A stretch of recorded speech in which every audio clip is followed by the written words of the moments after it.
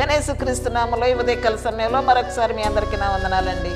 ప్రతిదినం మీతో ఒక మాట మాట్లాడటానికి నేను మరలా మీ మధ్యకు వచ్చాను. మరి దేవుడు ఉన్నాడు అనటానికి సృష్టి ఆరంభం నుండి కొన్ని ఆధారాలు మనకు కనపడుతూ ఉన్నాయి. రోమాపత్రిక 1వ అధ్యాయము 19వ వచనము 20వ వచనాన్ని మీ గ్రంథాన్ని తీసి మీరు చదువుకోండి. ఎందుకనగా దేవుని గూర్చి తెలియశక్యమైనది ఏదో అది వారి మధ్య విశదపరచను.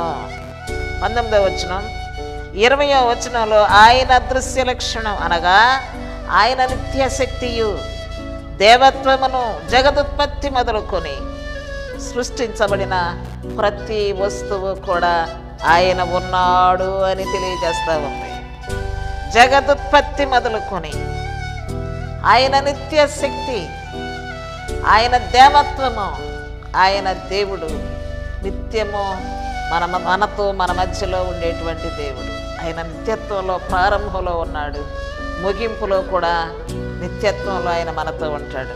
అట్టి దేవుని మాటలు మనం వినాలి, చదవాలి, విశ్వసించాలి, ఆయన మార్గాలను వెంబడించాలని ప్రభు పేరున కోరుతూ ఉన్నాను.